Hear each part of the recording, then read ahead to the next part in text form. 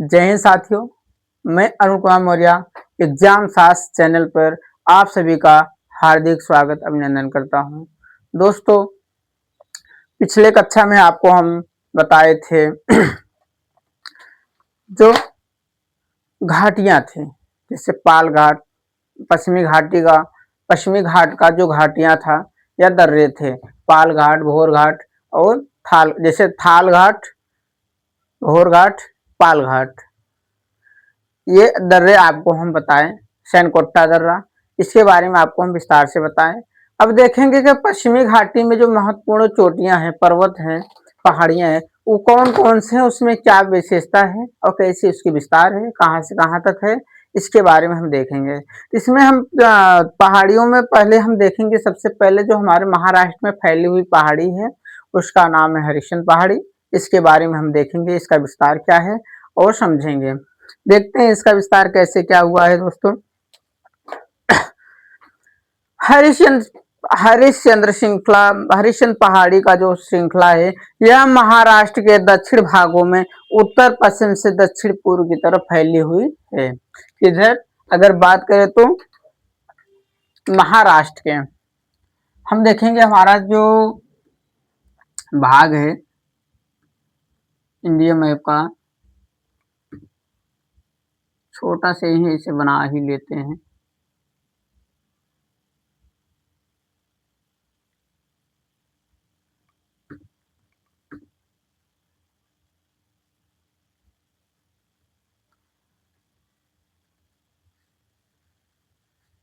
ये हमारा हुआ इंडिया मैप।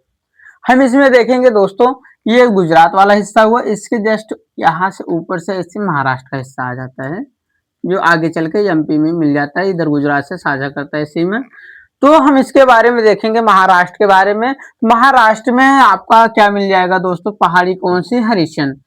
जब हरिश्चंद्र पहाड़ी हम देखेंगे दक्षिणी भाग में, महाराष्ट्र के दक्षिणी भाग में, और दक्षिणी भाग में भी उत्तर पश्चिम से शुरू हुआ, उत्तर पश्चिम से चल के दक्षिण पूर्व, उत्तर पश्चिम से चल के दक्षिण पूर्व, उत्तर पश्चिम से शुरू हुआ विस्तार इसका, दक्षिण पूर्व में इसका विस्तार होके किस में आके मिल गया, ये पहाड़ी हरिश्चंद्र पहाड़ी पश्चिमी घाट में मिल गया दोस्तों। तो इसका देखेंगे, हरिश्चंद्र पहाड़ी जो है, हरिश्चंद्र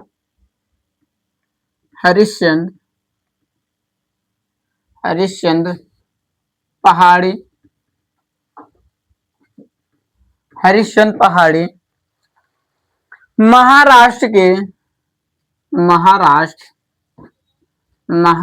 के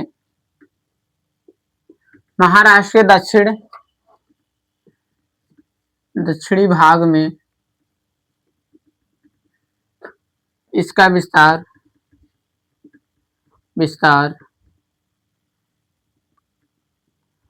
उत्तर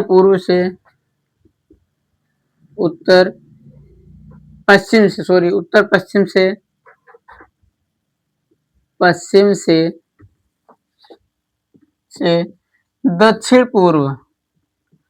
दक्षिण पूर्व में हुआ है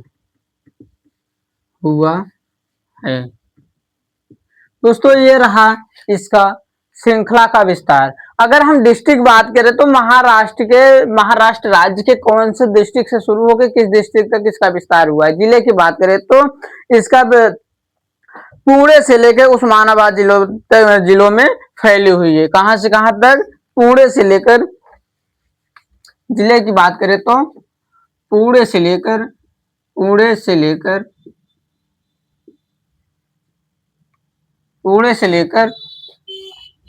उस्मानाबाद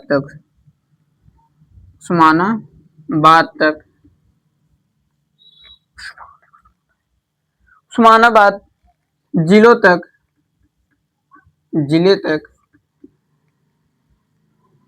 इसका विस्तार है।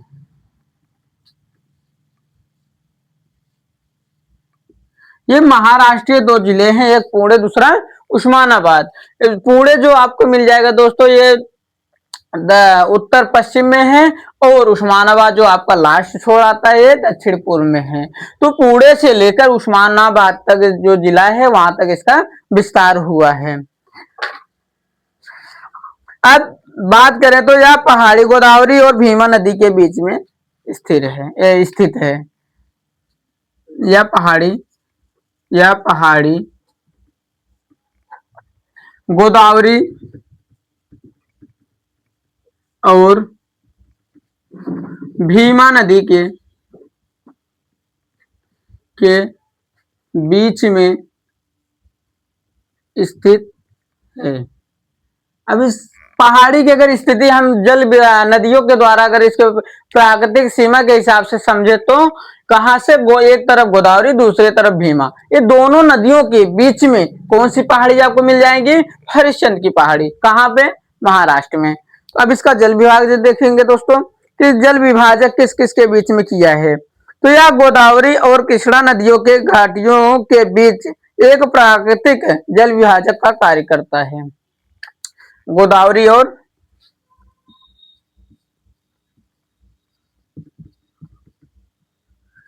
जल विभाजक का कार्य गोदावरी और कृष्णा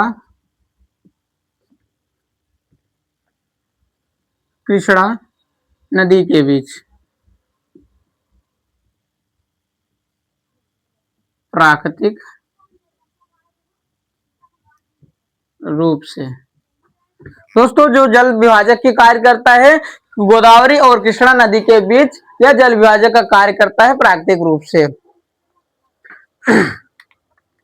इस रेंज का नाम इसकी सबसे ऊंची या प्रसिद्ध जो पहाड़ी है, चोटी है, हरिश्चंद्र के नाम पर रखा गया है, जिसकी ऊंचाई कितना है? 1424 मीटर। अगर इसकी बात करें कि इस पहाड़ी का नाम कैसे रखा गया, इस श्रृंखला का नाम कैसे रखा गया, तो इस श्रृंखला की सबसे ऊंची चोटी कौन सी है? तो हरिश्चंद्र है। श्रृंखला की ऊंची चोटी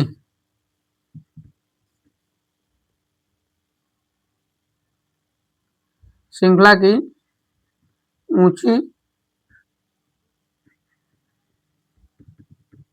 चोटी कौन से है? तो इसका नाम क्या है दोस्तों? हरिश्चंद्र।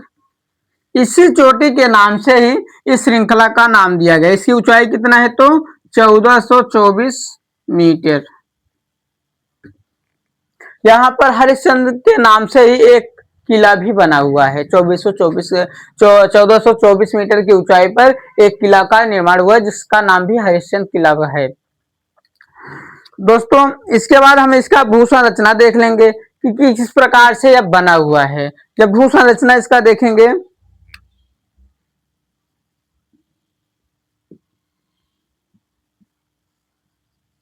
किस प्रकार से बना हुआ है, इसके भू संरचना में देखेंगे दोस्तों, ये पहाड़ी बेसाल्टिक लावा, कहने का अर्थ है ज्वालामुखी के द्वारा इसका निर्माण हुआ है। बेसाल्टिक लावा से बनी है और इसके चोटियां समतल है।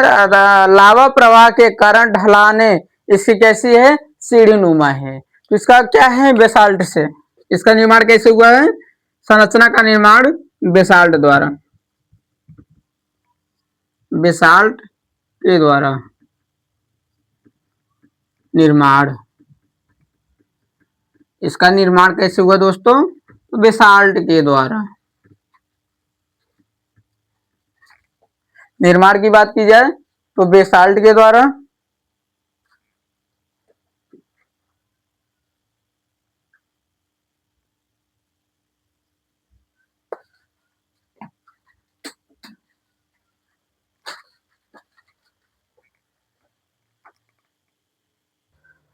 दोस्तों इसका निर्माण बेसाल्ट के द्वारा हुआ है। इस पहाड़ी का जो निर्माण हुआ है बेसाल्ट के द्वारा हुआ है और इनके चोटियां कैसी हैं? तो समतल हैं। जो इनकी ऊपरी चोटियां होती हैं कैसी है? एक समतल भूभाग है ऊपर की तरफ। और लावा प्रवाह होने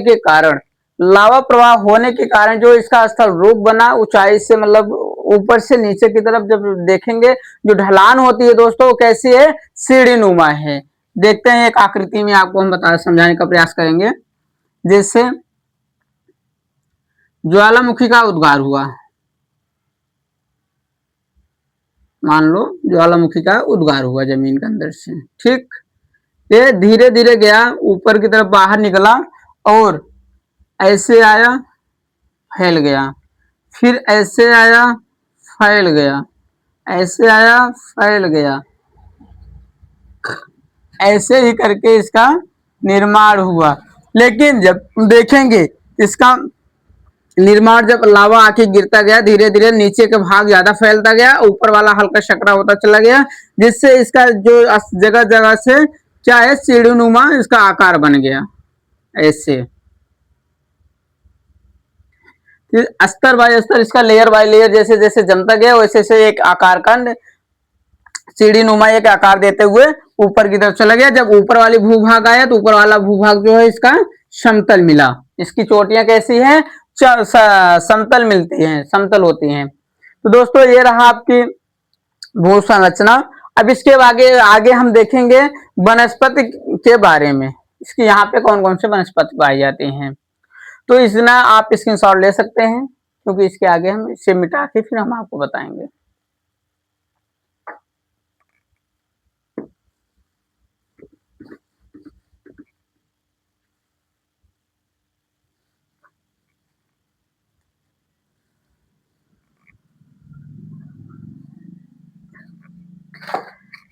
इसके आगे देखेंगे दोस्तों क्या है, वनस्पति है, कौन सी वनस्पति पाई जाती है।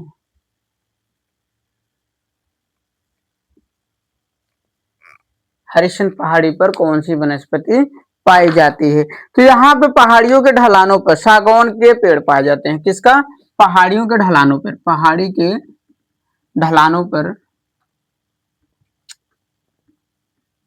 ढलानों पर सागौन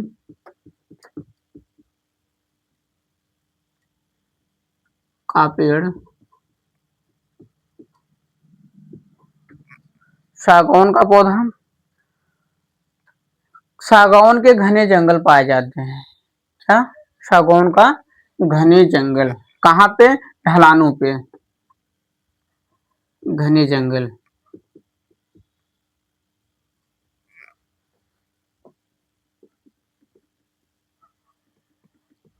पाए जाते हैं। तथा निचले भागों में, पहाड़ी के निचले भागों में, इस पहाड़ी के जो निचली भाग है वहां पर आपको मिल जाएगा बेंत और बांस और फर्न का समूह। बेंत, बेंत का पेड़ था, बांस और फर्न का समूह, समूह पाए जाते हैं। दोस्तों हम देखेंगे तो वनस्पति के बारे में बात करें तो हरिश्चंद्र की पहाड़ी जो है वहां पे जो ढलान होती है, इस ढलानों पे हमें क्या मिल जाएगा, सागौन का पेड़ मिल जाता है, सागौन का घने जंगल मिल जाएंगे। लेकिन जैसे हम निचली भागों की बात करें यहाँ की, तो यहाँ पे हमें क्या मिल जाएगा, बेंत, बांस और फर्न का समूह मिलता है। ढेर सारा पेड़ पौधे हमें किसका मिल जाएगा दोस्तों, बेंत का, बांस का और किसका, फर्न का। ये पेड़ आपको मिल जाएंगे कहाँ, निचले भूमि में। लेकिन ऊपर की तरफ हम क्या पाएंगे, ढलानों पे सागौन का घने जंगल मिल जाएगा। इसके बाद हम देखेंगे दोस्तों यहाँ पे कौन से प्रमुख दर्शनीय स्थल है, इस पहाड़ी पर कौन से प्रमुख दर्शनीय स्थल हैं।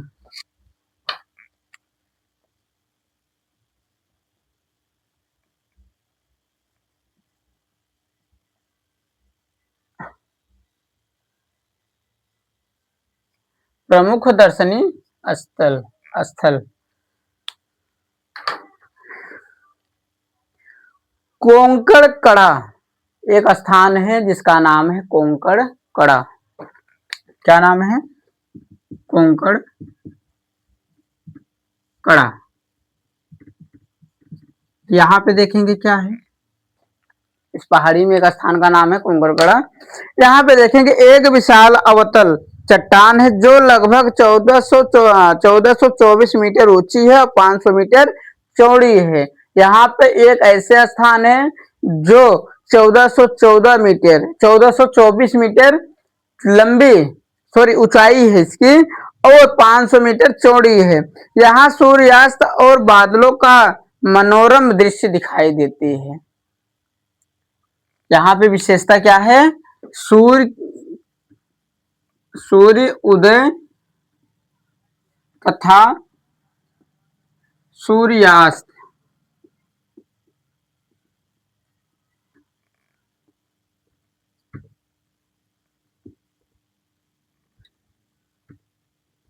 सूर्योदय सूर्योदय तथा सूर्यास्त का यहाँ पे क्या दिखाई देता है? मनोरम दृश्य, बहुत अच्छा दृश्य दिखाई देता है और देखी जाती है का मनोरम दृश्य देखी जाती है दोस्तों। ये कोंकण का जो कड़ा स्थान है वहां से हम सूर्योदय होते हुए और सूर्यास्त होते हुए एक अच्छा दृश्य देखते हैं जो प्रकृति का देन है। इसके बाद देखेंगे दोस्तों दूसरा जो स्थान है यह है तारामती शिखर। क्या है? तारामती शिखर। दूसरा जो है तारामती शिखर।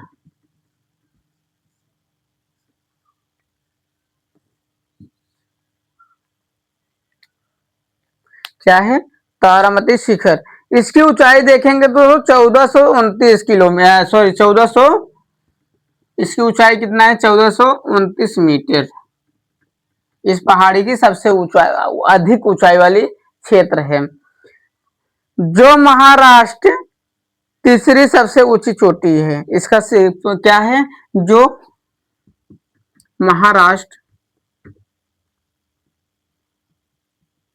महाराष्ट्र की तीसरी सबसे ऊंची चोटी है इसकी यही विशेषता है 1429 मीटर इसकी ऊंचाई है जो महाराष्ट्र की तीसरी सबसे ऊंची चोटी है। ऊंची चोटी है। इसके बाद दोस्तों तीसरा इसका विशेषता है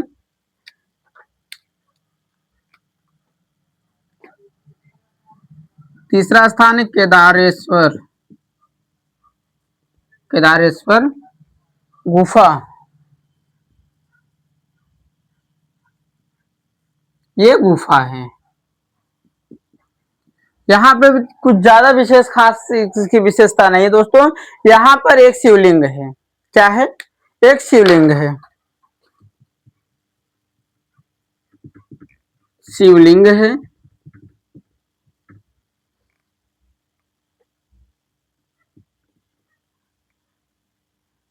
शिवलिंग है जिसके चारों तरफ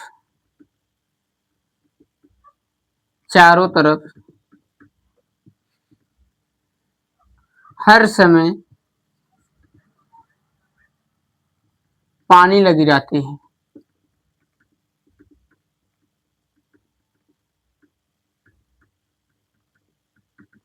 इस पहाड़ी की ये विशेषता है। यहाँ पे एक गुफा है, उस गुफा में एक बहुत बड़ा शिवलिंग है। उस शिवलिंग के चारों तरफ हर समय पानी से वह शिवलिंग हर समय पानी से घिरी रहती है। क्या रहता है? पानी से घिरा रहता है। पानी से घिरा रहता है, घिरी जाती है।